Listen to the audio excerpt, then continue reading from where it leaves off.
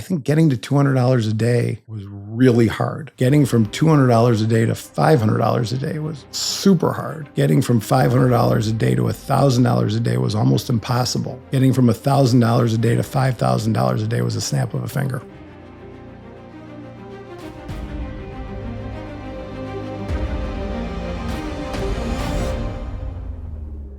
Welcome, everybody, to the Warrior Podcast. We're continuing our trading floor series today. I have an amazing guy here. He started out working summers on the trading floor. His name is Scott Kohl. His badge was SKX. Traded for over 20 years. He's got some amazing stories. My dear friend, Scott Kohl, welcome. Frank, thanks for doing this. More than anything, I absolutely love that you're doing this. You know, everybody says there'll never be another group of guys like us. Now, I don't know if that means we're great guys or horrible guys, but I happen to agree with this statement. I agree with you. There will never be, and I've racked my brain even coming here trying to think, what industry could you go to that, you know, without really much of an education but a lot of guts and a lot of like hard work where you could really do well for yourself. I got nothing. Yeah, that's funny. Just a little sidebar. All the reinventions I've had since the trading floor where, you know, you would normally feel pressure and stuff like that. I don't feel pressure anymore because, hey man, if I have a bad day on the floor, I could lose my house, right? Absolutely. Absolutely. But the thing that's driven me crazy, you know, especially since leaving the floor, but even when I was on it, is when you're standing with a bunch of guys, some you like, some you don't, whatever, but we have this forced system of honesty and liars get weeded out immediately. I can't stand buying a car. I got to sign my name 45 times. I could have bought 100 million in S&P futures by saying buy them. And now I got, you know, I'm signing my name to an odometer 300 times. And it's insane. Yeah, that's an interesting perspective. All right. So Scott, take me to the beginning, you know, growing up, siblings, parents, where were you? What were you doing? When I think about like, you know, childhood, I think my dad started out in Des Plaines. He was an accountant. And we moved to Northbrook in about 1969 or 70. And there was a guy that moved across the street from us, became a legendary guy. Everybody knows his name, Joel Greenberg. He lived across the street from us. It was a normal neighborhood, nothing special, nothing crazy, very new. Northbrook, Illinois, which is big now, was not much then. And I think, you know, I don't know for a fact, but the rumors back then in 1969 was that Joel made $1 million. Now, we had a Cadillac and a nice house, and my dad was making 29 grand. So, I mean, $1 million was like an unfathomable amount. What was Joel Greenberg's profession? He was in the markets. He was the first guy. And if you looked at the neighborhood if you just looked at our neighborhood, you would actually see, like, we lived across the street. My dad was with Arthur Anderson. He became a trader. The guy next to us worked for Vienna. He became a trader. The guy across the street was a pharmacist. He became a trader because no one could fathom what this new thing that all these guys were finding out. Because obviously the Merc was around, but I think it was the early 70s where it really came into being like a profession and something to do.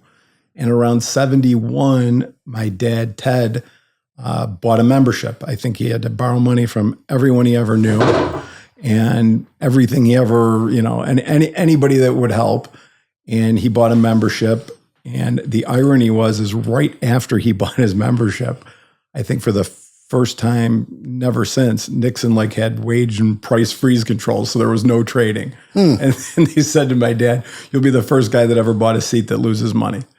And, you know, that didn't last very long. He started, he took to it very quickly. And it was pretty seamless in our family. Like, we had a nice life. It got nicer. And then, you know, it was, I don't know, my mom couldn't stay home for a day I was off of school, and he took me down there, and I couldn't sit down. I couldn't go on the trading floor. I was 9, 10 years old.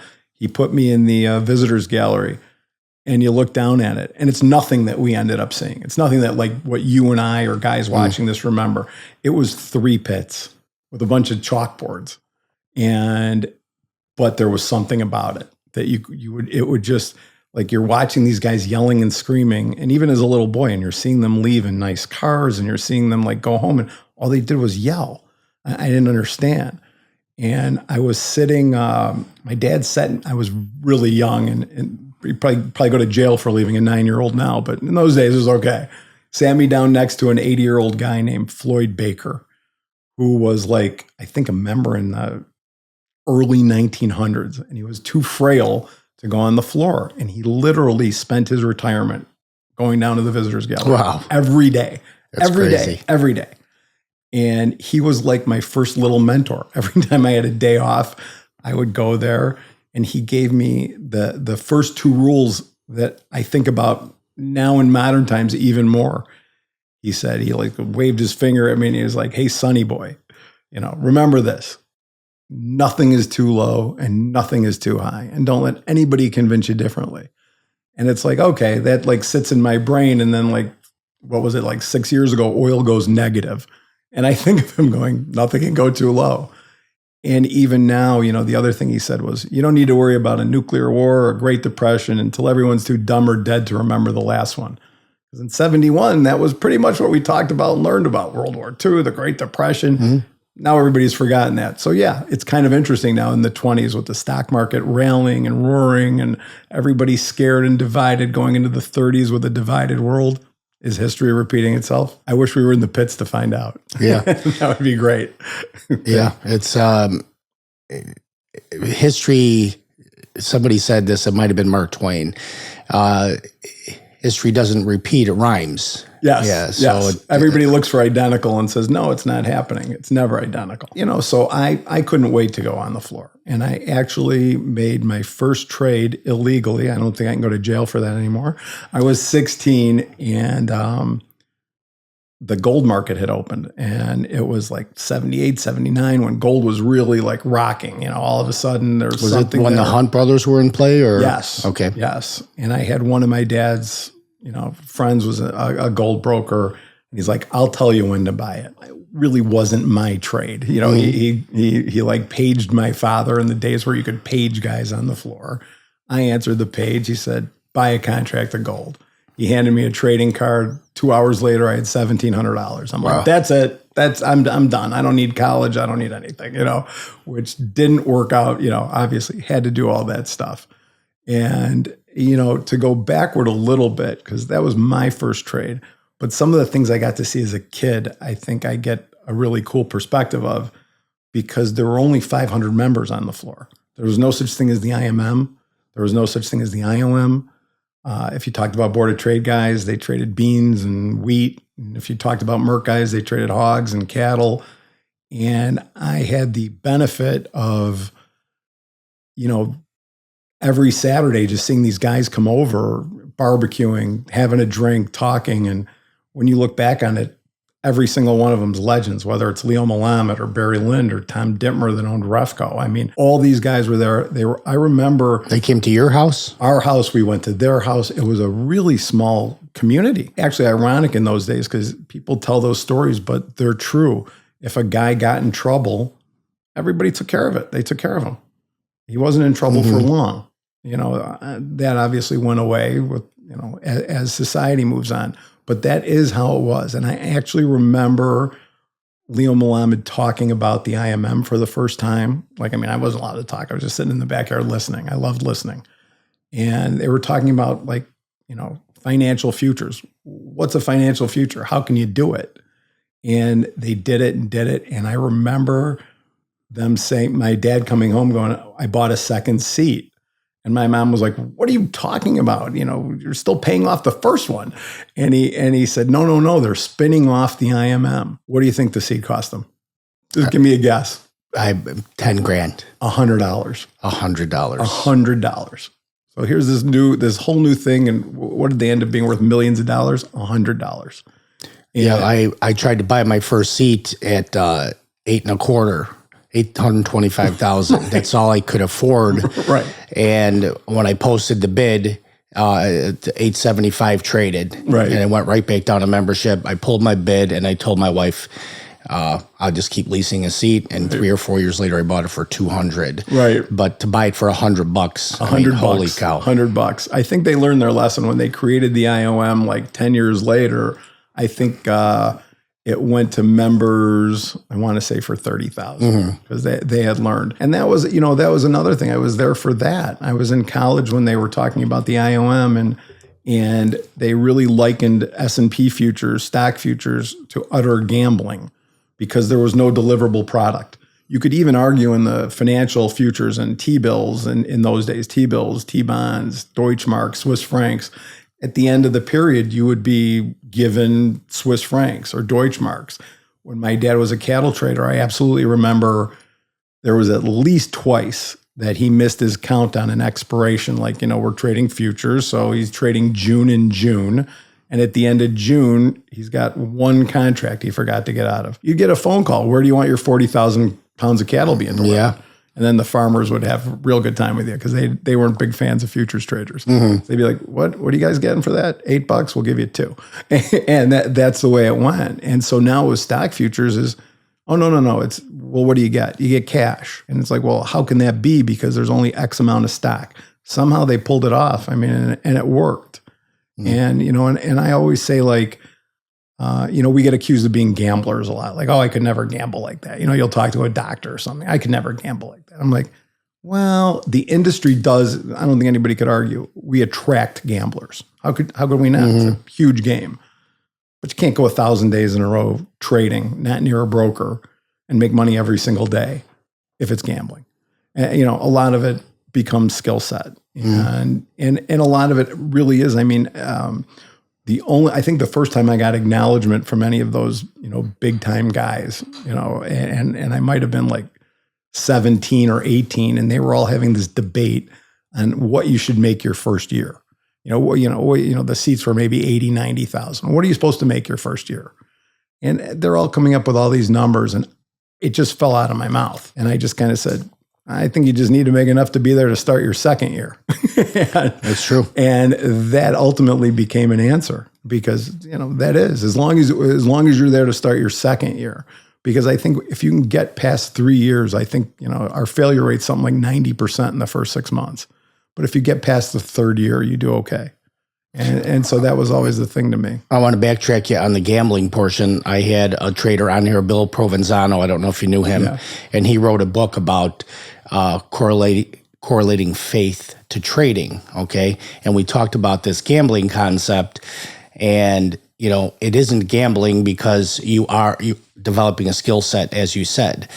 It's just like a professional gambler. Is a professional gambler really a gambler? No, because he's counting the cards and he's making money every single time. Right. So, but it does attract gamblers, and a lot of gamblers came and went. They blew out, right? Always. And even so, like wherever the action was, like in the 70s, it was pork bellies and soybeans. Soybeans at the Board of Trade, pork bellies at the Merc were like the crazy people traded. That would always bring in the gamblers. And ironically, like in the 70s and 80s, a lot of the big gamblers were doctors and lawyers, maybe because they had steady incomes and that gave them some action. And it's interesting because most of those guys, I think my dad started out as a broker trader. I was never a broker. I never touched a piece of paper in my life. I was purely a local for no reason. It just ended up that way.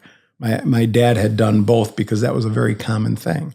You would literally step up as a local in the 70s if a broker wanted to go to lunch. Here, can you hold my deck for an hour? I mean, you would actually see things like that, which you would never see later on, in the 80s and 90s.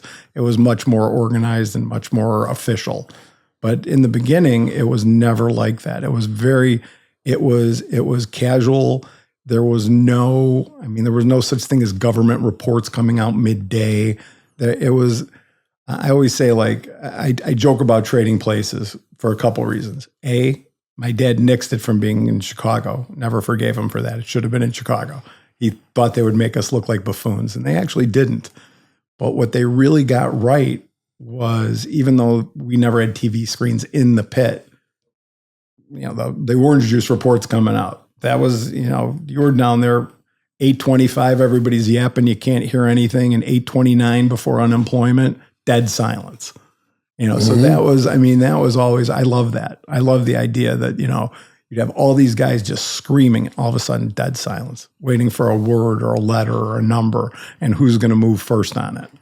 I thought that was great. You mentioned your dad, and I think give a little outline of your dad so we know how it interweaves with the stories you're going to tell about your trading. So like a little bit of your dad's lineage on the floor. Well, he, like I said, in 71, he was at Arthur Andersen, and he had done some big things at Arthur Andersen, and he was on his way to being a partner, and he hated it. Absolutely just hated it every day. And he was looking, I think he like applied to Salomon Brothers and Shearson. He wanted to be something in financial. And then Joel Greenberg moved across the street. He ended up on the floor. And I think the thing he loved about it most that he said to me as I was growing up is in those days, which we all carried this weight forever because it was never 9-1 in my life. But in his beginning trading life, the markets opened at 9 and they were closed by 1:15.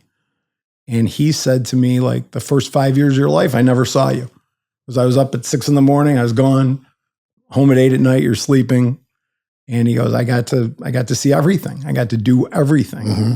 And he was always very political. He ended up on the board of governors. I think he rose to either second vice chairman or vice chairman. And in those days, it was not like a paid for position. It was just something he wanted to do to help perpetuate the exchange. And for me, like it ended up being later on, it ended up being just a perfect world because I got to work with my dad every day, but we never had a company. We never had any financial entanglement. So we got the best of each other without the worst of each other. And that was incredible. And because of him, I got to sit through all these incredible breakfasts and he took me everywhere with him. And so it was, I literally remember being at Lou Mitchell's sitting. And remember, this is in public, right? So we're at Lou Mitchell's.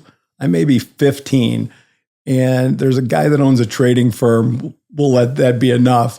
And he says to the guy that runs his trading firm, so if we squeeze the cattle, what do we got to make? And he's like, well, we got to make like 100 million because you figure the government's going to fine us 30 and 10 million in customer restitution and then lawyers and well, not like 40.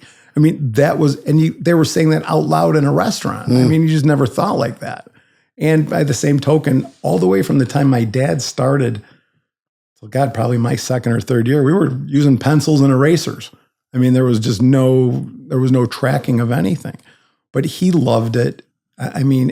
He really loved it, and he loved the people there. And I think that his fault was he was a little naive to the place. He was a little naive to the underbelly of it, the undercurrent of it, fast money, fast things. For him, it was a venue to spend more time with his family. And I think the problem a lot of that generation made was they saw it begin and they never thought it would end. And so a lot of them didn't save. The tax strategies were different. So, there was no such thing as, I think there was no such thing really. I'm not sure how they did it, but anything trading was short-term gained and taxed at 90%. So even if you made 50,000, 90% would go to the government. So they had all these tax strategies that blew up around 1980, and that hurt a lot of guys. That hurt my dad. That hurt a lot of people. And frankly, they weren't prepared for the tax structure changing. And it was, I'm trying to think. It's kind of. I kind of like it because when I think of my father and I, he absolutely gave me a love for the market. He got me started in the markets. And then when he was having a hard time, I kind of restarted his career. And that, he was trading cattle and going nowhere. And I was like, I'm an idiot. I'm making $200, $300 a day in the S&P, which was, as a kid, I was 23. I'm like, if I could do that, Dad, you should come to the S&P. And he went there. And he did really, he was a different kind of trader than me. And I think that from his generation, I kind of learned that. He was absolutely a hit or miss trader, where like a big part of his year might have been caught in an agricultural move. Like beans went from here to here, or this expired or that expired. I was more of a Pete Rose, make money every day kind of thing. And I think that he suffered from that. And ultimately, he was in his 60s and had a heart attack. And about a year after that, I think he just kind of thought he was worthless and kind of checked out. And unfortunately, that's a theme now in our industry. I know way too many people that have decided if I can't trade, if I can't do this, if I can't do that, I'm not worthy of anything else, and that's it. And I get it. I'm in my 60s now. What am I skilled to do? Not much. But that was, I think, the gift that generation gave us. Plan more. Worry about your future. It's not going to be here every day. And what's interesting about those guys is while they lived like it was coming every day, I mean, they just did. By the same token, I heard every Saturday, the floor's got 5 years left. This is in 1975. The floor's got 5 years left. Of course, the 5 years left happened in my career, but that was, mine. And yours, exactly. But that it was always that fear. And I don't think they knew where it was going when they said, floor's gone in 5 years. There's no such thing as a computer, really, in any great sense of the thing. In fact, I remember going up and taking, the old trading cards, and you'd bring them to key punch ladies. I don't know if you wwere there for that. So you would just bring them up to the key punchers, and that's what would happen. And you would wait for your first run and your second run, and matching it all up. It was silly. It was silly and simple, but it was also incredible. And I think a lot of the guys, that I ended up trading with didn't realize when my father started, there were always position limits. And I think there still are. I mean, they're much larger. Isn't that based on what you have in your account? Well, it became more so. But even if you had as much money as you wanted, I don't think you could have more than 1,000 pork bellies or something like that. And actually, when my dad started, it was limited per side. Like he was only allowed to trade 150 buys and 150 sells in the cattle. So what did these guys do? Well, they all made friends with each other, right? So he made friends with a pork belly trader. He's only allowed to trade 150 pork bellies aside. You put your extra pork bellies in my account, I'll put my extra cattle in your account, and onward. And that's how they all started trading more than they were theoretically allowed to. And then ultimately more volume came in, and I'm not exactly sure what kicked it to such high levels. It had to be financial futures. I mean, that took us, because the agricultural futures existed for a long time, long before, my dad's group of guys, and it was very quiet. We were the Merck was the butter and egg exchange, I think we were referred to. And then the meats and the beans and stuff came in the early 70s, and you heard all these amazing stories coming out of the Board of Trade and the bean moves and inflation, and maybe inflation partly did it.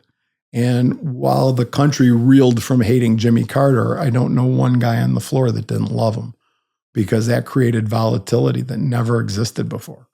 And it also created, you had, for the first time, you had guys betting on a recession, and they were betting on T-bills going up, rates going down. And yet I can't tell you how many guys lost their homes because they were right about the recession. But we had stagflation. Remember, we had what we fear now the most, inflation with no growth. And that was all in the late 70s. And it was incredible to live through that. And I actually remember I was with one of my dad's friends in Florida. We were all together for Christmas, and he bought 100 contracts of gold. He was a pretty big trader.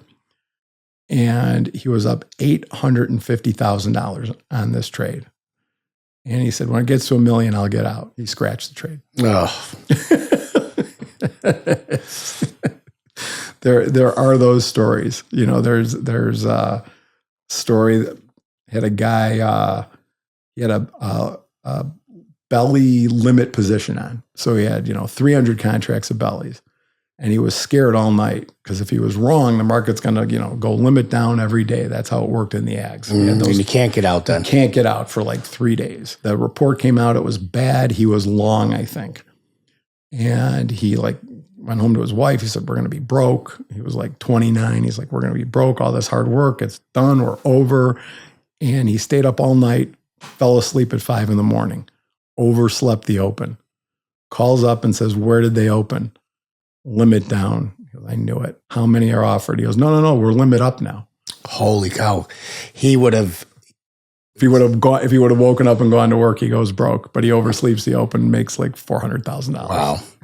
I mean, those things you never really heard of happening later on, because it was just a different world. I remember actually having the guy that owned the trading company I worked for. I don't know why he did this. I don't know on what. Can you imagine someone doing this? He was buying up all the pork bellies, the actual, physical pork bellies. Because think about it. if you own all the pork bellies, if you buy them, and now you buy futures, the shorts have to come to you, right? Anybody that, he sent me to the board of trade. I didn't know this existed. I went like 7 floors into the basement. Harris Bank had like this vault and like 9 inches of bulletproof glass. And I got like $17 million in bearer bonds. Holy cow. I'm 17. And he had me go spot to spot to drop these bonds off. And his logic to my mother, who screamed at him that night, was, who's going to bother a kid? Who's going to think he has bearer bonds? And he was right, because if I knew what a bearer bond was, I would have probably left my family and left everyone and just taken off. I had no idea. And I was actually going and buying and purchasing the pork bellies. But when you talk about limit positions, and I did see my good friend Jimmy Place's podcast with you, and I loved it. And it made me remember, he and my dad were pretty good friends. And Jimmy was, I would say, probably mid-age, in between, older than me, younger than my dad, and always a friend to me. And I think when he met his first wife, he always had a dream he was going to, drive off in a Rolls Royce. So, and my dad had a Rolls Royce, and my dad hired a guy. My dad didn't have a chauffeur, but he hired a chauffeur and sent the car to Jimmy's wedding to take him and Jimmy off. Now you flash forward about 10 years maybe. And my mom was sick, and she's in the hospital. And my dad was long the pork bellies, and he knows they're going to be limit down. He's going to lose like $20,000 a day for 2 or 3 days, and nothing he can do about it. And he says, I'm working on the floor. It's the summer. And he says, just go up to every broker in the bellies and tell them I'm stuck and get me out whenever, Wednesday, Thursday, I know. And so I went to every broker, and they said, he's not getting out till Wednesday. I'm like, he knows. He's not getting out till Thursday. He knows. Just get him out when you can. And I walk up to Jimmy, and I say, my dad's stuck. He's long 20 bellies. And Jimmy's like, what is he, in Aruba? Like if he's in Aruba and things are good, okay, I'll get him out in a few days. I said, nah, my mom's sick in the hospital. Jimmy says, tell him he's out. I go, huh? He goes, just tell him he's out. And I call up my dad. He goes, no. What? I need to know on, Wednesday. I said, no, he just said you're out. Jimmy took care of it. I don't know how, whatever, but you don't forget those things. Oh yeah. And it was a huge impression. And it also, I go all over when I think of my childhood, but I do think of that the very first summer when I was allowed to work on the floor. They lied. They said I was 16. I was 15. And one of the guys that owned the trading firm, you remember we had the lights on top of the, the phone's always lit up, but there were green and blue and red for different guys. And this guy had his like red light, and he had 3 people to answer the phone for him. And he literally starts telling me, he's a friend, so I've never been yelled at by these guys. They've been like, get me a Coke, and now here I am. And he looks at me and he goes, you see that light? I'm like, he goes, don't ever answer that. I'm like, okay. He goes, no, don't ever answer that. See, she'll get it. Like, okay, I won't get, there will always be somewhere. Never touch the phone. There will always be someone here. Okay, 3 hours later, there's nobody there but me. Just me. And his light keeps going off, and nobody's picking up the phone. So I pick it up. He goes, what are you, he's swearing, what are you picking up the phone for? You're not supposed to pick up the effing phone. What are you doing? I go, well, there's nobody here. He's like, Debbie's not there. She's not there. She's not. No. He then tells me to go up to the guy, I think his name was Bert Meyer, who ended up being 312 Futures many years later. Mm-hmm. He was the first option broker in hogs. And he says, I want you to go up to Bert Meyer in the hogs and tell him to buy 500 hogs for me at the market. Well, there was one thing he forgot to tell me. This is a secret. So I'm about, you and I are about what, 3-4 feet apart? Mm-hmm. I'm about 10, 15 yards away. And as loud as I can, I scream, hey, Bert, blank wants you to buy 500 hogs at the market. And I'd say count to 1, 2, 3. The hogs went limit up. Oh, wow. Bert came out of the pit strangling me. I think he bought 3. And he, yelling at me, screaming at me. That's confidential. What are you doing? I thought the guy that wanted the hogs bought would be mad. Evidently, he was long so many, he just thought he was early. and everybody was happy. I got strangled, learned a good lesson. Mm-hmm. but that stuff, those stories are priceless. And one of the things that, I mean, as we go along, I do think society changed with the markets. I mean, I think you can actually track how people live and what we do by the way the markets went. Somebody told me that when I early started, and they said, if you watch, you'll see, because you have all these different quadrants, right? I mean, you're upstairs, you're in the euro dollars and interest rates, and downstairs you got dollars and Swiss francs, and you got, the ags in that corner and stocks. So, and everybody's on the phone with different people all over the world, right? So I think of the way we dressed. We had, when I started, we had, basically you wore a suit, you took off your coat, put on a trading coat, you had to have a tie, floor-shine shoes. Every night you're soaking your feet. It was just horrible. The invention of black gym shoes was like the greatest thing on earth. Yeah. But as time went by and society got more casual, so did we. By the time I left, we're wearing black jeans and polo shirts with like a tie thrown over our head. But what I also noticed was, as respect in society went away, so did respect on the floor within each other. When I started, if you punched somebody, actually when my dad started, when you punched somebody, pretty much got thrown out for a while and fined an incredible amount of money.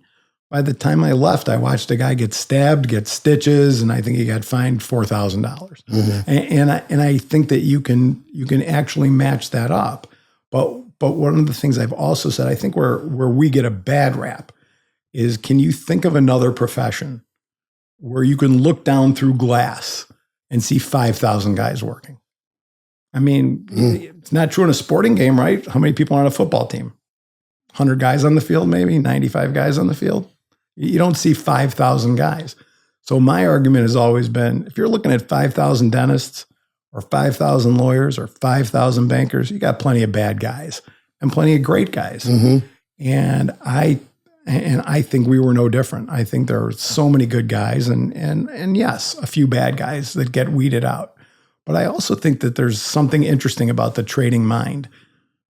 I think that, obviously money is the only score we keep. And one of the things my dad always told me is, you're not going to put your name on a building doing this, and you're not going to cure cancer doing this. So make sure you do something wise with it. Be a good, he goes, at the very least, be a good husband, be a good father. If you make enough, give money to charity. But doing this it's just money. Mm-hmm. That's true. But part of that means that we didn't judge each other by money. I mean, yeah, guys that made a lot got more respect, just like in the world. But when they went broke, we didn't not like them anymore. I mean, it's like if you're in a business where your buddy yesterday is buying a Bentley and tomorrow he's selling his house, you're friends with him on Tuesday and not on Wednesday? I think we were actually pretty good judges of character. I think in that sense, better than most. I agree with you with as society changed, so did this honor thing that we had on the floor. When I was a phone clerk, I was on the phone during the 87 crash, and I didn't know this, but later one of my business partners would be R.J. Abrams, who I have a ton of respect for. Well, he had a whole pack of paper orders, that just everything got triggered, right? Everything. And he was out 7 figures immediately. And a couple other people too, same thing. They just got obliterated. We're beyond our human capacity, but everybody rallied and helped him out, and he wound up, making it all back. Oh yeah. But, by the time I became a broker, which was years after that, and watching that honor, it didn't exist that way anymore. Not like it was. Yeah. Like it was. Like Jimmy Place telling those stories about, like, that story, like, just tell me he's out. Like, that's right. That's as good as it gets. It's as good as it gets. Mm-hmm. Right. I mean, that always stayed with me because, listen, there were guys that would help you, and there were guys, that tried to hurt you. Not many, but helping you and really like doing what Jimmy did are two different things. I mean, he was really in his head. Jimmy was always loyal to he was just a loyal guy. Mm-hmm. And it was interesting for me because all those guys, Jimmy and a bunch of his friends that ultimately became my friends, I would go to college, and every summer I'd come back and a different one was a millionaire. And I'd be like stamping my feet, like, what's going on here? And I think I went to Indiana University. It's where I met my wife. So I'm glad I went there and had a great time there. I did pretty well on grades my freshman year. And then something happened over that summer. My dad let me trade. And believe me when I tell you this was just all luck. I ended up like catching a couple of moves, and I'm 18 and I made like $34,000. Holy cow. So I'm right. Like, everybody wants a job. You're rich if you're making 75,000. I just made 31 to 35,000 in like a week. So I'm never going to college. I'm never going back. That's it for me. And my dad says, it's not a problem. He goes, I just want you to know I'm going to talk to every single person I know, every single person that was at your bar mitzvah, every single person that you've ever seen is never going to trade with you if you don't go back to college. But I went there and played for another 3 years. I'm not going to say that I ever really cared again. Right. That was a pretty powerful way to get you to finish college. And I should also note that my first full year trading, after thinking, I'm a wonderkin, I'm a genius, I made all this money in weeks. I made $11,000 my first year and went to bed crying 3 nights a week, thinking I can't do this. What happened? And it's what people always say is that when it turns into a career, you treat it very differently. As you said, like in reinventing yourself, one of the things I did after leaving the floor was I gave a lot of speeches on trading and did actual like live trading exhibitions and kind of things. And you could really kind of set up what people would say. Like if you'd say to a guy, and I'm on purpose baiting an audience, like, what do you think it takes to make $1 million? And they'd be like, well, you're making and losing hundreds of thousands. I'm like, really? I'm like, $1 million, you got to make $4,000 a day. And they'd look at me strangely, like, and then I'd say, let me ask you something. You went to law school and you just got out of law school and got a job. On what planet are you a millionaire in 2 or 3 years? You go to medical school. On what planet? Mm. So why would you think you get to become a trader and in 2 years be a millionaire without knowing anything? You got to pay your dues. And and listen, there are some guys that are just talented. I mean, I backed a bunch of guys, and the guys I'm most proud of are the guys that didn't make me maybe the most money because I taught them a skill and they learned how to make a good living from it. And that was great. And I took more pride in that than the few guys I had that were like throwing a basketball to Michael Jordan. I had a couple of guys like that. Like they did really well for me and my friends that would back them. And it was basically because the kid was talented, threw him a ball on. Yeah. Can I take credit for it? Sure, when I'm drunk, but do I deserve the credit? No. Yeah. So I want to explain to the people at home, backing, what that means is you take somebody under your wing, you finance their start as a trader, you put money in their trading account, and you teach them how to trade. And in exchange, you arrange a split with them. So the money they make, they give you a portion of what they make. However, you're taking a risk that they could blow out, like they can lose it all too. So it's a risky proposition. You're on the hook, and the reason it came about actually was a couple of my really good friends that went through every battle together, actually went to high school and college with. We were like, these kids work for us and they work for a couple $100 a week and they're happy to do it because they want to learn.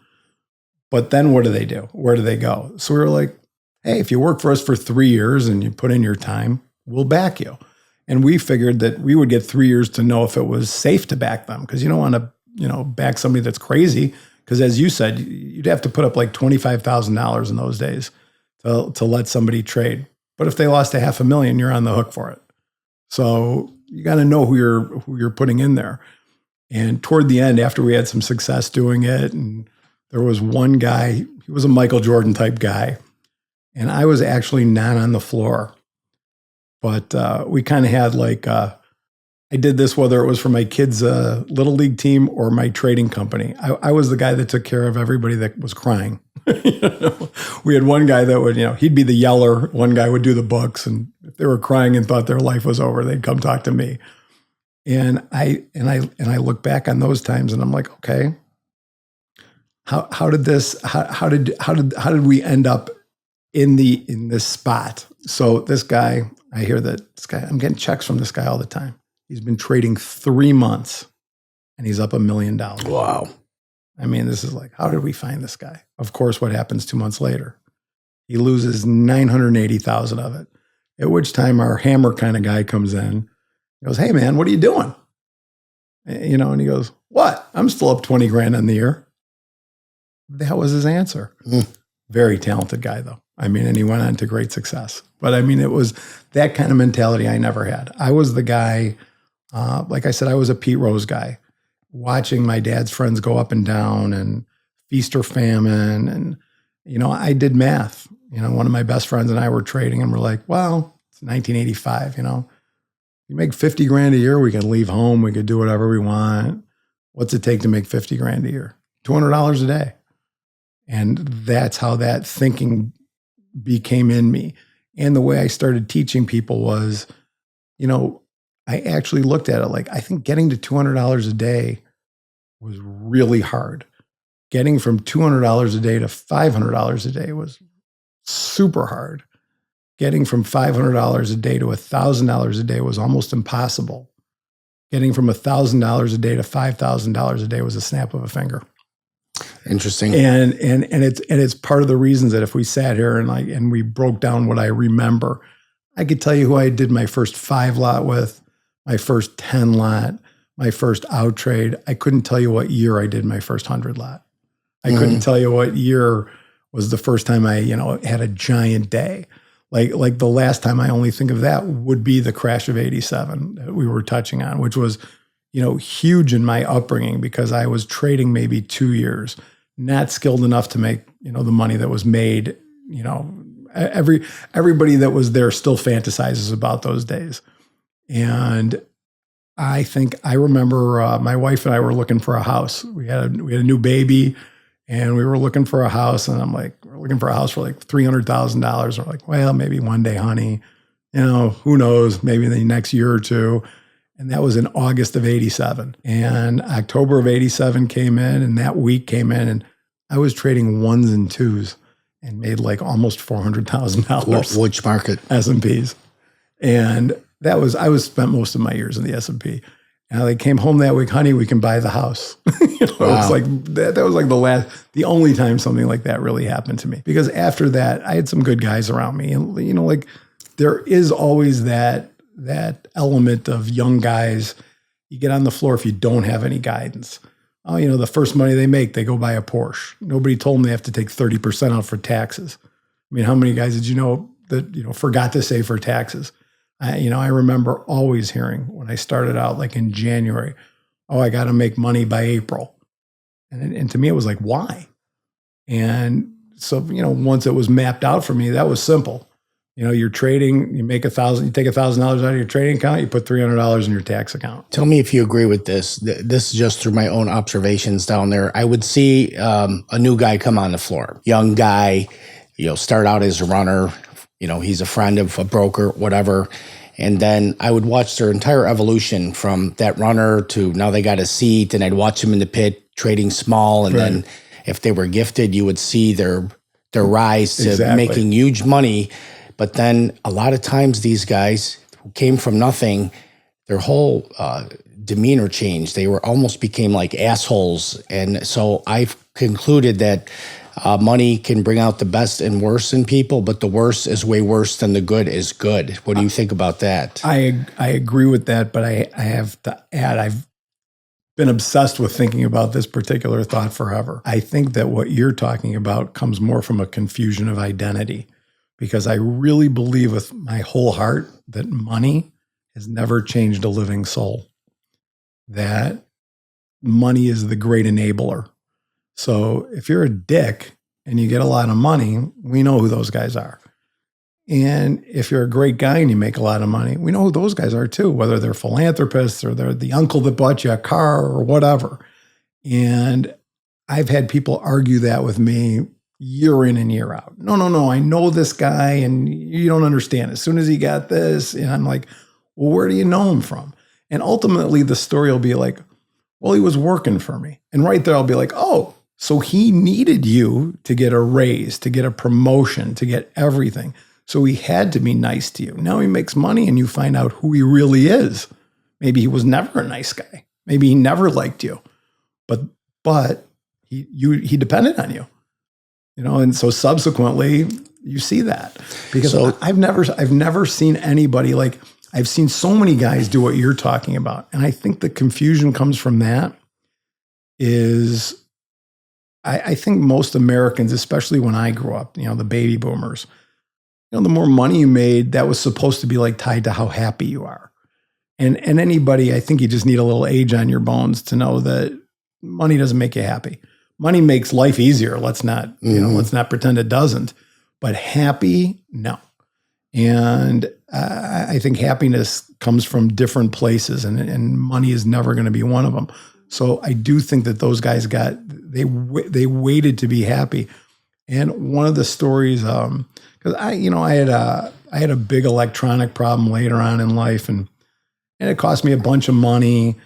And I remember one of my son-in-laws asking me a question, because he knew I used to be into cars and had a ton of cars, and he goes like, "Do you wish you never had that kind of money?" Where like he had a Ferrari in Florida and a Ferrari in Chicago, like, and now you can't.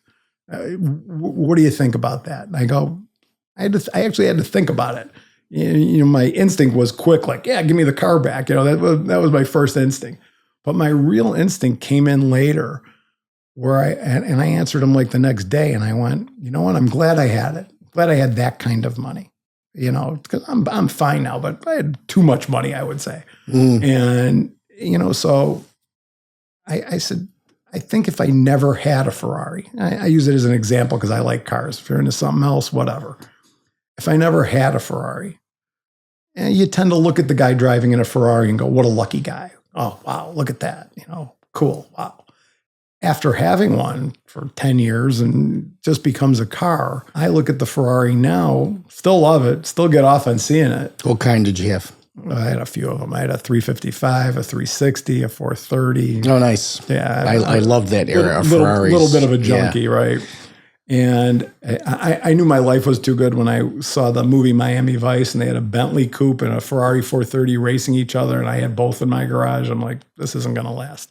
And it didn't. But now when I see that guy in a Ferrari, I go, great car. I don't know what his life is. I don't know what he's battling. I know that I had days in that Ferrari I wanted to jump off a bridge. I mean, I had days I'm fighting with my wife, bad at work, having a problem with a friend. Problems don't go away. I mean, I told my kids a story, and it's true. It's kind of funny. The first Ferrari I bought, obviously, that's the one like, I've done it. I've arrived. Thank the Lord. Was that the 355? Or? Yeah. Went, bought it new, brought my mom with me. She was so proud, And my wife saw it. My wife's very understated. She saw the red Ferrari. We had a place in Florida. She goes, that's not staying in Chicago for more than a day, right? And I'm like, I guess not. Sent it down to Florida. But then the funny thing is, a couple weeks later, because now I'm a young guy now. I got 3 little kids. We go down to Florida, rent a minivan. I got this sports car for me. I'm filling up gas in the minivan, right? And I hear a Ferrari. My ears are tuned for it. I hear it and I see the red blur in the distance. And I see blonde hair flying. And I'm like, now that's hot. That's cool. It's my wife driving my car. I'm like jealous of my wife. It's like, you can't, but the flip side of that perspective is what I always say when you talk about like success, I think it's more than just trading. It's a combination. It's not just an amount of money. It's got to be something else. And I think part of it's age, like when, certainly like if somebody gave me a ton of money now, I'm still 62, man. My knees still hurt. Ain't nothing fixing that. But when you're that certain age where you kind of convince yourself you're like your own master of the universe, at least for me and most of the people I talk to. And so I'm like about 36 and I'm like at the top of my game. I'm really killing it at work. I got 3 kids, a good marriage, good friends. And it's, I think, right around 9/11 or right after 9/11. So I couldn't go to this my wife wouldn't go to this wedding with me. It was a dear family friend, and she's like, we can't fly together. We got 3 little kids. What if something happens? So I went with my original family, my mom, my dad, my brother, and now I'm like off on my own. And man, I got everything that the cliche trader has, right? Wearing the big fancy watch, the expensive suit. I'm thin, I'm looking good, and I'm looking in a mirror going, not bad, buddy. And I was never known as being a guy with an ego out loud, but secretly, big ego. You can't be a trader and not have a big ego. So I'm like looking in the mirror secretly thinking, nice job, buddy. Good job. And right at that like peak moment of private arrogance, this guy turns to me. He's like a 7-foot African-American guy, throws me the keys to his BMW and goes, it's the white 740. He thought I was a valet. So while I'm looking in a mirror thinking I'm killing it, right? I'm just killing the world. This guy's looking at me thinking I'm a car parker. So I look at things like that. A lot of this stuff is perspective of what we all think of ourselves and what we think. Because somebody once asked me, like, what does it take to be a trader? And I said, well, if you're only going to give me one word, that's easy. It's discipline. The guys that are disciplined ended up with money. The guys that put money away, that were disciplined, that choice after choice was a disciplined choice, they do well. The guys that aren't disciplined they just don't end up there. But a lot of those, it's funny when I talk to guys like that, nobody wants to admit about ego part, but it's that certain personality that kind of has to say, for lack of a better word, you have to have the balls to say, buy them, sell them. I had a relative that I brought down on the floor. He was a really nice guy, very successful guy now. Couldn't open his mouth, couldn't yell. Literally couldn't yell. So you've got to have that in you to have the, I've got $1,000 in my account and I'm buying $500,000 worth of stock futures to make $3,000. That has to be in you. And at the same time, with that ultimate confidence of doing that, that same personality has to be, I'm an effing moron. Get out.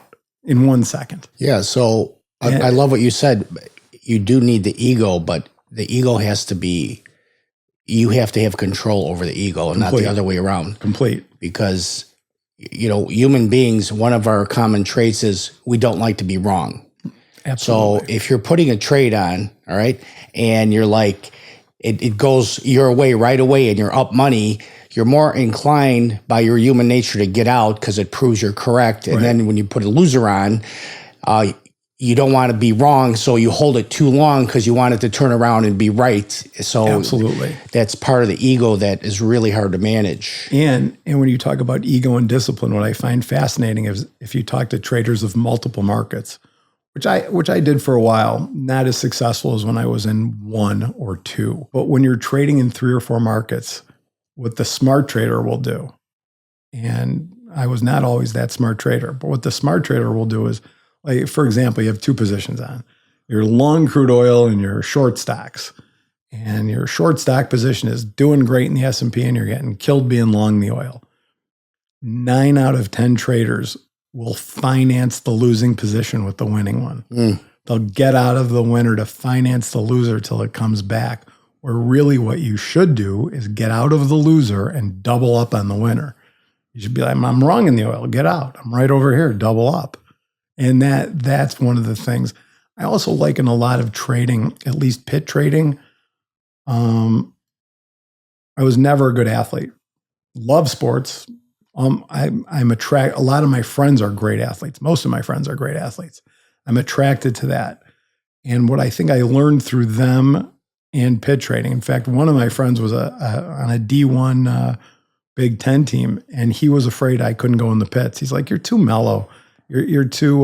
You're not going to scream at people." And he watched me like my first day in the pit, and you'll be fine. And one of the things I liken it a lot to sports. First of all, the speed, the physicality, but also when you're trading. For me, I mean, you'd have to talk to other athletes to see if they feel this, but for me, college basketball and trading felt very similar. Like if you're watching the March Madness tournament and there's that moment where the team was down 14, they're down 8, they're going to win even though there's a minute and a half left. That's trading. You're having a horrible day, getting a little better, a little better, a little better, and you already know in your head, I'm killing it today. And you're still down money. I'm killing it. The other comparison I make is golf and the discipline of what it takes to be a decent golfer, which I am not. I like struggling at it. But if you're playing golf, you have a choice. You just hit a horrible shot. Well, you can ruin the hole. You can ruin the first 9. Or you can just say it was one fucking swing onward and upward. And as a trader, that's what you do. You just discard. I mean, the idea that, I think it might be in one of the Market Wizard books. I forgot what Rich Dennis, I think, gave a percentage once. Like, you have to be right 10, 12% of the time. That's really it. As long as you recognize when you're wrong. If you don't recognize you're wrong, you have no chance. But if you're able to recognize you're wrong, and you also accept that a scratch trade is a winning trade, anything that doesn't cost you money is a winner, then in fact, you only have to be right once in a while. And one of the ways I did it was, and a lot of people argued with this for me, and I think this was more S&P specific, maybe S&P Scott specific. You'd have to ask get 500 guys in here, we'll get 1,000 answers at least. I always kind of looked at it like, if the S&P was such a volatile market, more than any other market, the NASDAQ came later and was worse, but in its day, in the mid 80s, there was nothing like the S&P. And I kind of looked at it like it's a minefield. If you stand there all day and trade, listen, it's one thing for some of the people that don't know. If you're standing under a broker and you're just feeding off the order flow and making a living, that's one kind of trader. That's fine, nothing wrong with it. If you're actually, kind of trading, eventually you're going to step on a landmine. How can you stand there all day, not get more tired? You're not going to make your best decision after you're exhausted. So I always looked at it as a hit and run game. In what that meant was, at the beginning, when I started trading, right when I think part of this, I get back to it a lot, this $200 a day. When I left college and started trading was probably the hardest time in my life, because my dad was having some troubles. Just trading, just money, average trading problems. And he was still on the board of governors. So I've got a whole pit of guys looking at me thinking I'm like a trust fund kid, right? I'm like this Nepo baby. It's going to be really easy for me. Except I know that my dad just told me a week ago that he doesn't have the money to get me started. And he's all sad about it, and you'll do okay on your own, and you'll be better for it. All true. But meanwhile, I had to play that role. Like it didn't, I couldn't act like $1,000 was a lot of money when it was maybe half of what I had. I had to kind of pretend a little bit, because to do anything else, to say, hey, my dad's having a hard time. I mean, there is an argument that we are sharks. And if there's a fish bleeding, happens. Mm-hmm. And that would be probably, if you talk to multi-generational traders, we probably all have stories like that. You can't really say what's happening. And, that was in order to create money. I kind of came out with one of my really good friends, $200 a day, $50,000 a year. I can accumulate money. And as soon as I had like $10,000 or $15,000, I upped it to $300 a day, and then $400. And then it took care of itself, but it became a great disciplinary skill. So like when the markets were slow, bang out, 100 ticks, $2,500, and be done for the day, unless it got really busy. And people, how could you not stand there and go make more money? Certain markets, that's true. Eurodollars, that's true. Stand there longer, you'll make more money. Deutschmarks, that's true. Stand there, you'll make more money. S&Ps, stand there, they're going to get you eventually. It's just the way it was. I always felt like I was dancing. And if you're dancing through that minefield, you could do pretty well. And yeah, it was, I always talk about like sometimes the worst days are the days you want to leave, and I it's kind of funny. I tie it back into the curse of the first trade. Like you go to work and now, you're successful, you're doing okay. And you go, you know what? If I make a couple grand, I'm going to go play golf today. So then on your very, very, very first trade out of your mouth, you make $5,000. Now a normal person would be like, run, run. You wanted to make $2,000, you made $5,000, run. A trader's mind goes, shit, This could be a giant day today. I better stick around. And then you go home losing $10,000. Yeah. You could have been on a golf course all day. And I taught my son that when we were at the Super Bowl. We watched Devin Hester run that first return back for a touchdown. And I looked at my son and went, "We're losing this game." He went, "How could you say that?" I went, "Curse of the first trade." and there it was. It did happen a lot. And that's the discipline aspect, right? Yes. You say, "This is what I'm going to do today. If I make $2,000, I'm out and playing golf." Yes. That's your vow to yourself, and then you don't stick to it. You that's a loss of discipline, right? Plus, I also think it helps. Like, I had somebody that worked for me once, and he became very successful. And he said that, and I never thought of this about myself, and I like to reflect on myself with this stuff. And this never hit me till maybe, he told me 20 years ago, so a while ago. But he said, what I learned from you is you never thought like that gambling type of mentality. Like, you make 10 grand on a Monday, an enormous day, great day, okay. And on Tuesday, you're down 2. You never said, well, I'm up 8 for the week. You were down 2 and you stood in the pit till the close. And I do think that was a discipline. I do think that was yesterday was yesterday. What have you done for me lately? That's the good and bad part about trading. I always said that the bad part of that is I'm killing it, man. I want it to be 1998 forever, and you don't want it to change. But the flip side is, oh my God, I'm almost broke. Hey, it doesn't matter. You're starting again tomorrow, and so it depends how you look at it. Most trading things you can look at, like in life, at a couple different viewpoints. So being able to start again fresh every day was something. Doing the few businesses that I've done since trading, I'll tell you what, my dad's words just, they just ring through my head. His line was, "It's the hardest way in the world to earn an easy buck." And interesting. And that was true, because I didn't have an infrastructure. I had a couple of clerks. It was me. If I made the money, I got to take it. If I lost the money, I had to give them the check.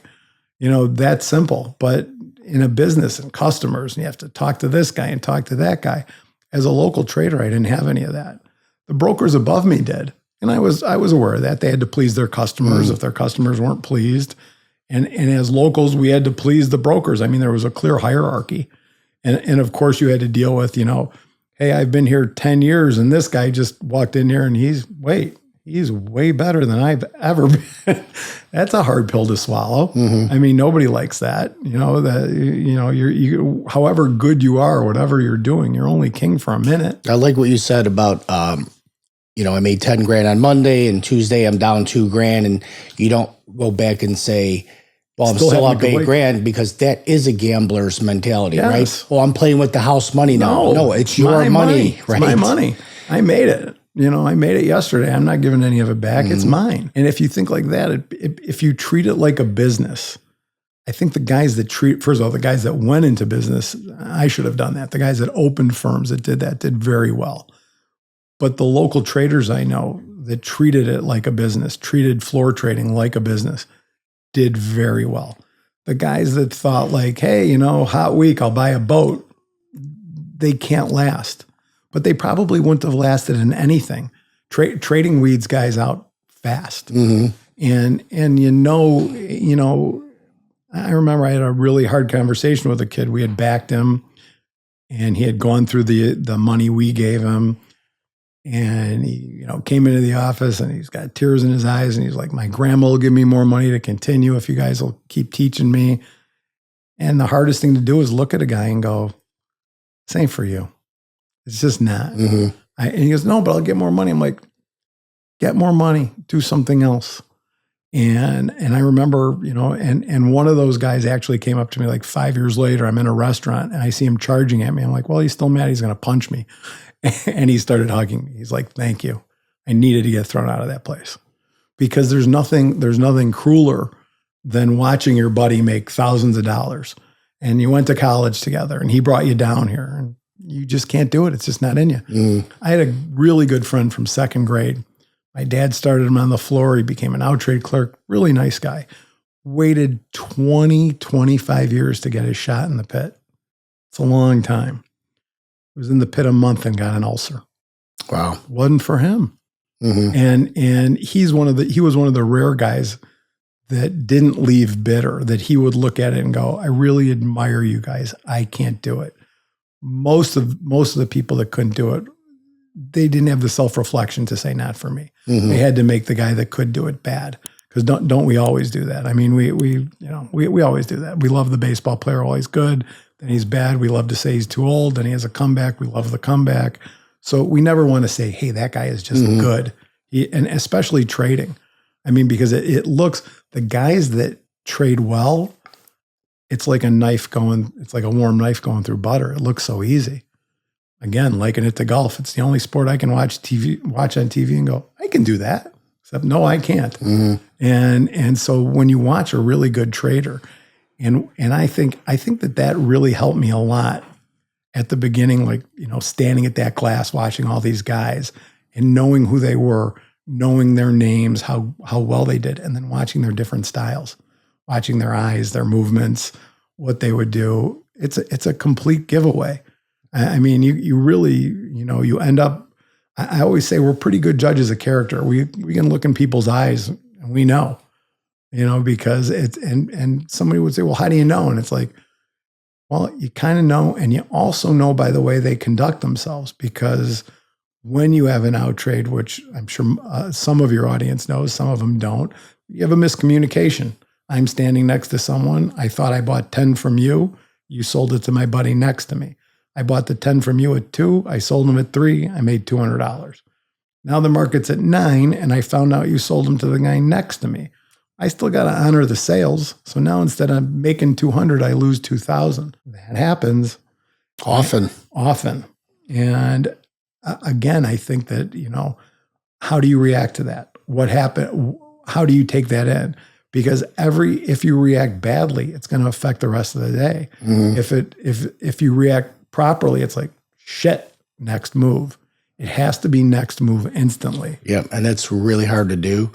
You said you were never a broker, and I was a broker predominantly. And if you have an error, like on a busy day, especially right out of the gate, right? So for me, unemployment, we open at 7:20, unemployment comes out at 7:30, and you're hoping your count is right on everything, right. And then you get a big order with like 7:29 and 30 seconds, buy 1,000, and nobody's offering, and you're going buy 27, right. Buy 33, and then your clerk goes out, how many? And you go 250, and then the number comes out, and you're like, oh shit, I only had 200 done. And now the market rallies, right? So you get out of it. You buy the 50 and, got to adjust the customer. I just lost 20 grand.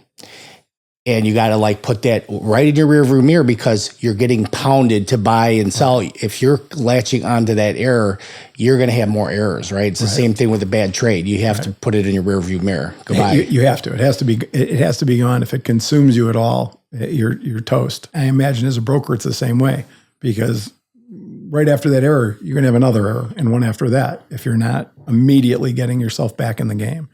One of the things about place, watching Jimmy when I was a boy, you never saw a guy, and we had dual trading allowed, that could handle a deck and trade for himself and take care of his friends around him all at once. No one did that better than him. I told him this too a couple times. He's a freak. He's a freak of nature. His mind, the ability to count, stay level-headed. A freak in a good way. Yeah. He was unique to that. He scared the hell out of me my first day, by the way. He loaded me up, made me look like I was going to lose $1 zillion, and made sure I made $1,000. A lot of the other thing is when you talk about that guy becomes an asshole, or that guy, they're not treating it like a business. They're treating it like it's part of who they are. You don't find a guy that owns a company, if he makes a big sale, start acting like a jerk. No, he buys more inventory. He puts the money away. He can trade bigger. And that's, most traders don't think like that. If you don't, money is your ammunition. And what I always said, I think to the people that couldn't trade, what I would always try and explain to them is, I think I'm not going to say traders are materialistic, because I think America is a materialistic country.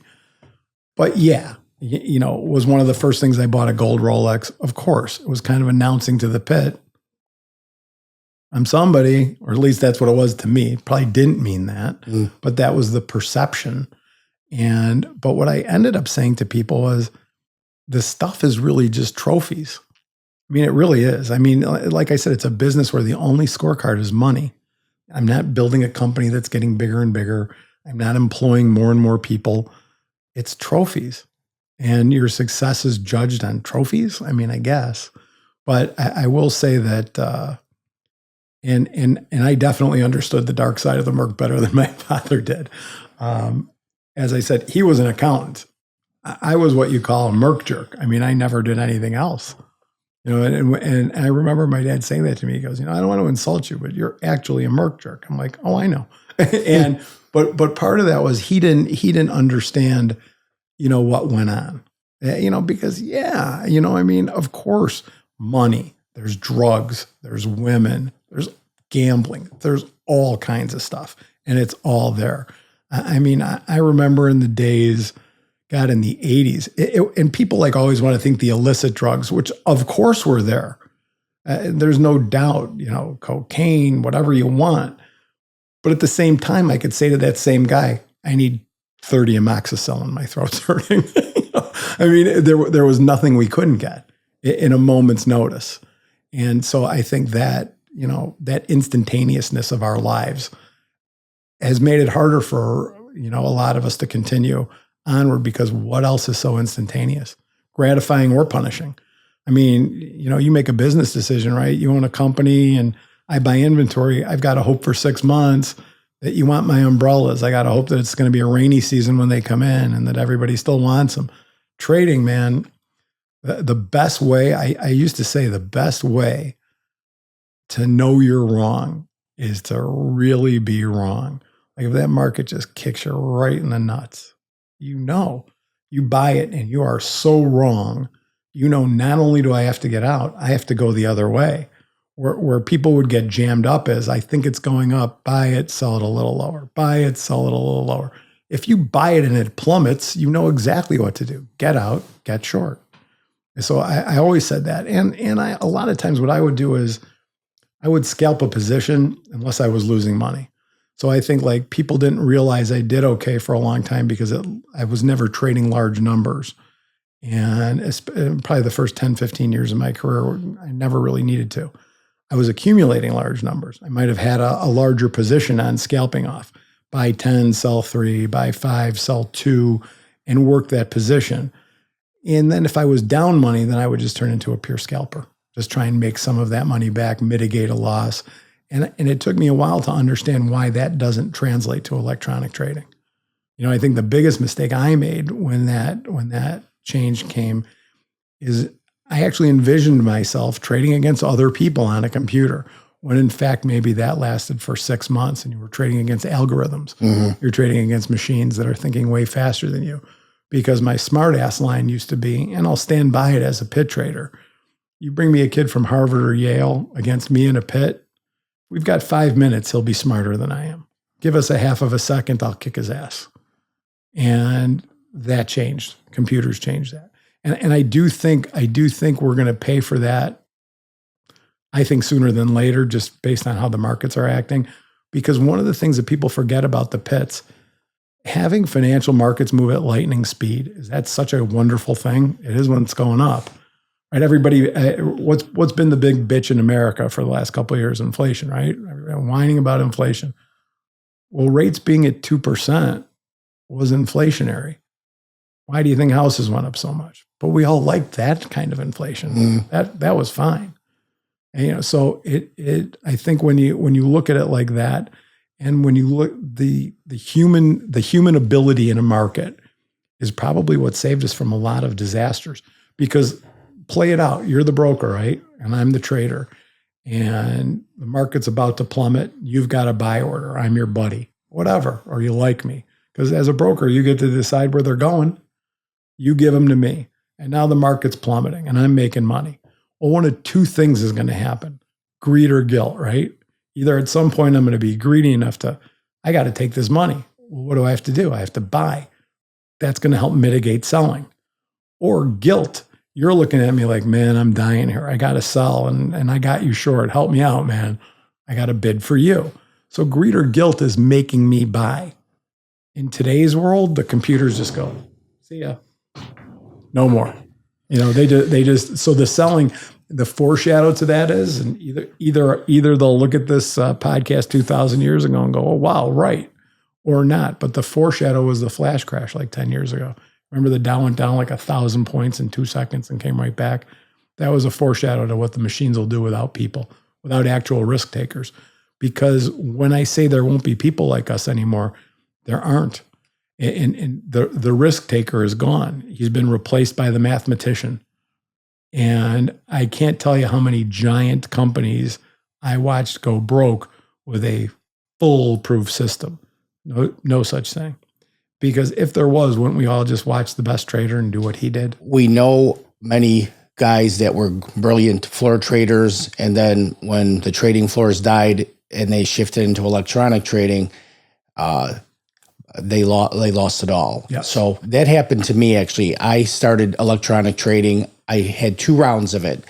Partnered up with a guy who had a system, but my discipline was I gave myself X amount of dollars, and I said, if I lose X amount of dollars, I'm done. Right. What happened, and I didn't tap in and replenish the money, and then I started studying all the charting books. I have like 20 charting books and learned all of that and said, I'm going to give it another try.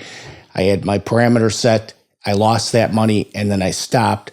But part of the reason I stopped was what I call self-awareness. I realized that part of being a successful electronic trader is, especially well-studied in charting, is that you have to know when to get in. And sometimes you don't get in the market for days. Right. You watch it and you watch it.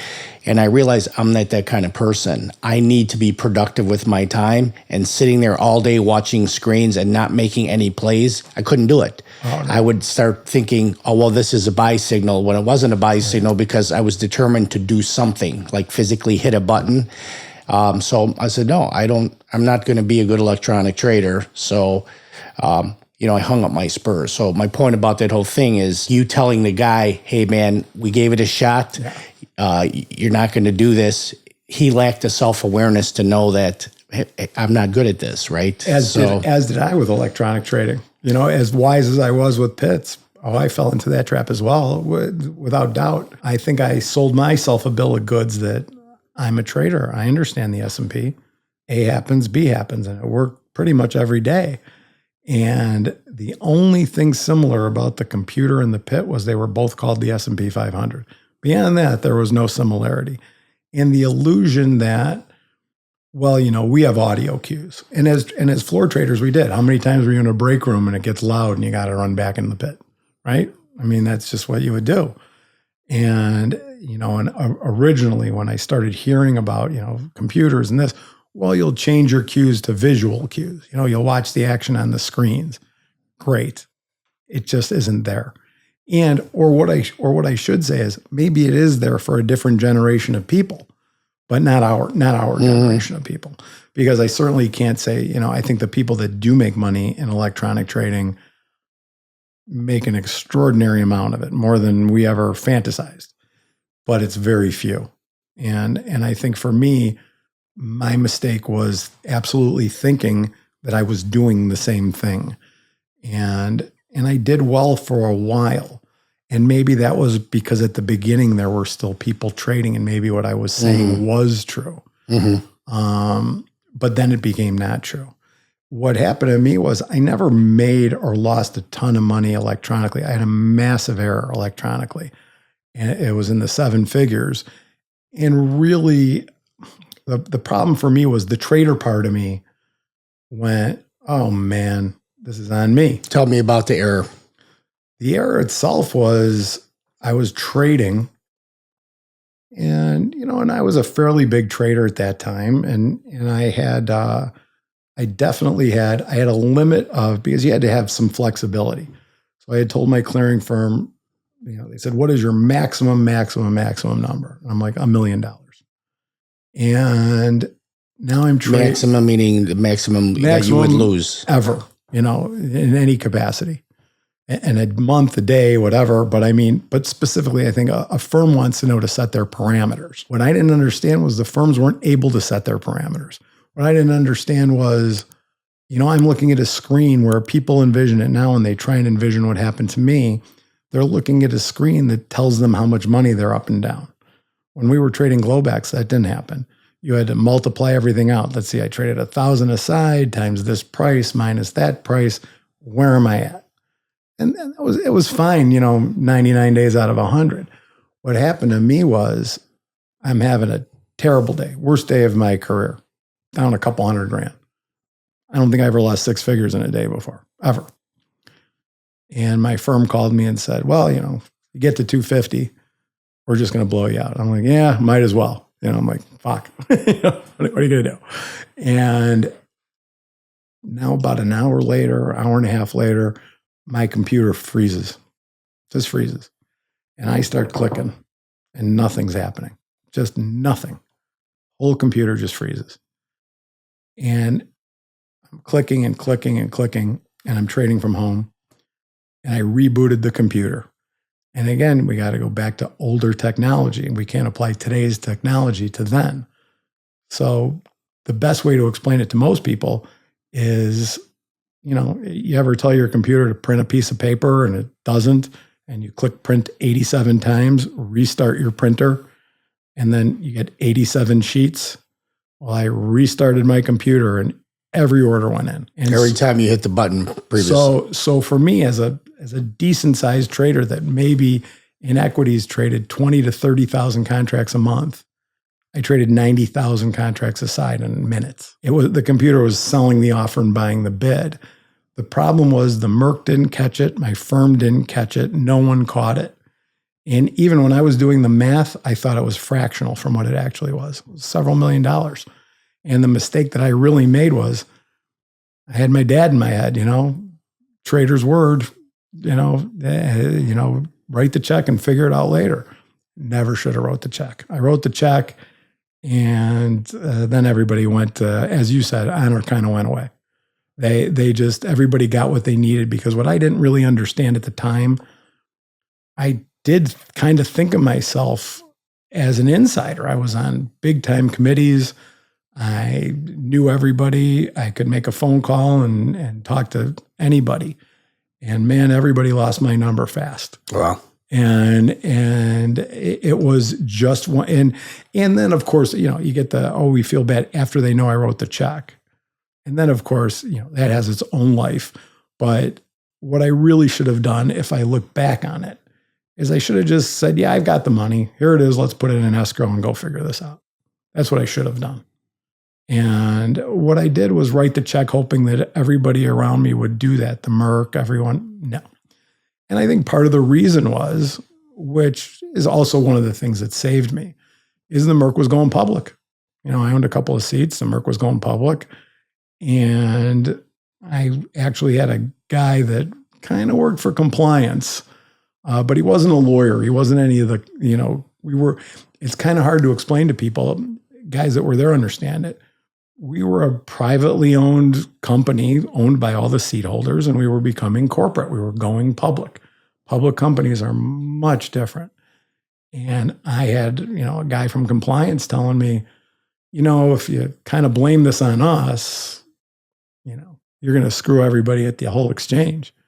Your name's going to be garbage. I don't know if your son wants to come into this business. My 16-year-old son, I don't know if he's going to come to this business, but his name will be garbage. I don't know how things will be for your dad, but not so good. And my trading firm, they just disappeared. And I remember talking to Barry Lind that night, and Barry owned one of the best clearing firms in the world, Lind Waldock, and I was one of his top locals for a decade. And he just looked at me that night and said, I wish I didn't sell the company. And I'm like, why? He goes, this could have never happened to you with me. Never. It just couldn't have happened. And I'm like, he goes, no, you're never going to get your money out of it. And he helped me. He was one of the guys that said, write the check, because that was a choice. And part of the reason I wrote the check was I'm 39. I had my father, all these guys I admired going, listen, If you don't write the check, you're going to be in court. You're not going to be working. You're going to be figuring this shit out for years. If you've got the money, write the check. You'll make it back. You're talented. Except the pits disappeared about 8-9 weeks later. So, and no one could know. No one could know that. So that was just one of those things. Bad luck. How did I end up living with that? Because I'm not a victim. I don't want to like, oh, my firm, my this, my that. I participated in this too. I trusted a system that wasn't ready to be trusted. It is now. It wasn't then. I opened Pandora's box. That's how I actually go to sleep with it. And I don't blame this guy or that guy. The choice I made was an intelligent choice. I've done pretty well. I've got money. I could actually retire if I wanted to. And I think I'm going to leave the floor a little early and learn this electronic gig. Why not? And that ended up being a death blow. I mean, who knew? And I traded after that. I traded for years after that. Like that was not the end of my trading career by any means. But it certainly was a mental fuck. I mean, it was years to get through that, and not really see what happened to my friends who, while I was busy whining about what I could or should or wanted to, they also lost their careers, and some of them were more fortunate than me, and some of them were way less fortunate than me. And working at Home Depots and guys that were, really amazing in their craft, being cashiers at a Jewel, seeing that stuff too kind of sucked. And I also get like the trader reaction to that is like, I remember being a young guy, really young, with a couple of older traders. And we were at a car wash place, and the guy washing our car was a guy that was trading with us a few months before that.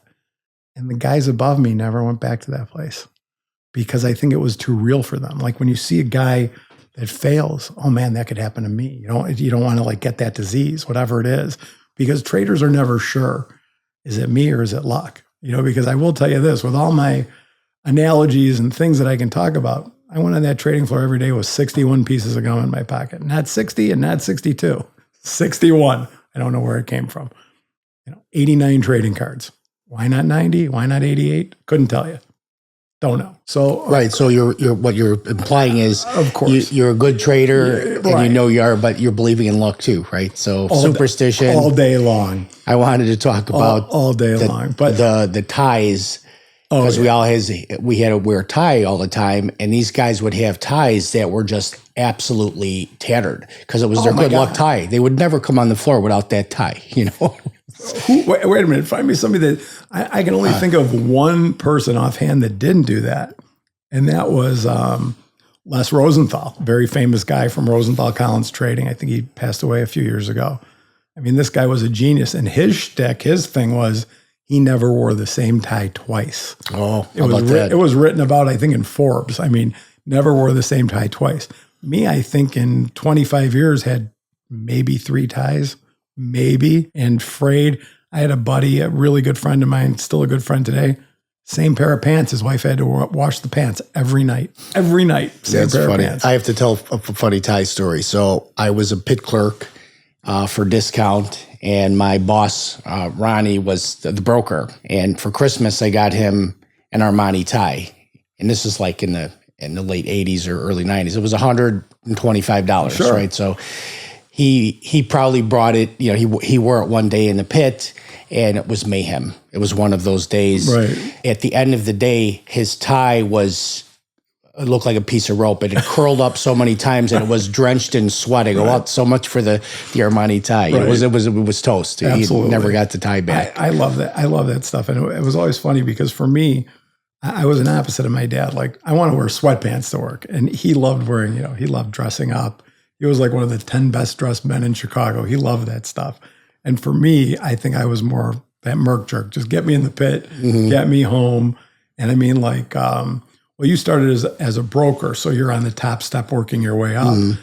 I had to go in at 4:30 in the morning and stand in a horrible spot that I was trying to claim as my own, and no way, and it took forever. And I can't remember how old I was, maybe 29 or 30, when I didn't have to do that anymore. When it was just like that's my spot. And you get and I could walk in at 8:29 in 50 seconds and go, get the fuck out of here. And that was a whole thing. We all forget about that. You're fighting for your 1 foot.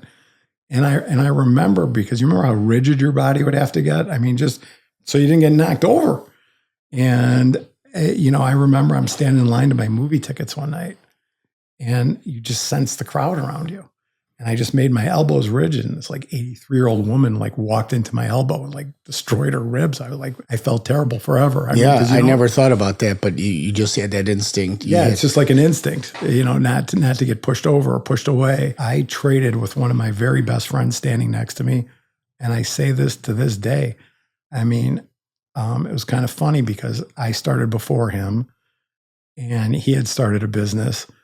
And he was really proud of himself. And he's like, how you doing? I'm like, I'm doing good. And he's like, I made 80 grand last year. How you doing? I'm like, I made 300 grand last year. And 8 weeks later, he's standing next to me. But to this day, I say, we stood next to each other for years with all kinds of money passing through our hands. Never gotten in one argument. Never. That's pretty cool. Never. I've never lost a friend to money, never lost a friend to any of that stuff. I think the thing for me, after that electronic thing, was I disappointed in the Merc? Yeah, very much so. I really was. And I get it. They were protecting their golden goose. But I also say there were a lot of guys that rallied around me. A lot of good things. And listen, that Ferrari dealership got a bunch of phone calls. Hey, is there a car for sale? A red one, 90, Of course. I mean, I would expect those things, and those stories are, I wear them all like war wounds, good and bad, but more than anything, you carry yourself with honor. I don't think you could find anybody that could rightfully say I screwed him. And I think that is a good measure of a man, that I might have hurt somebody by mistake that I don't even know right now, that they could come forward and say, no, you don't remember that. Could be. But the actual thought of not doing the right thing never occurred to me.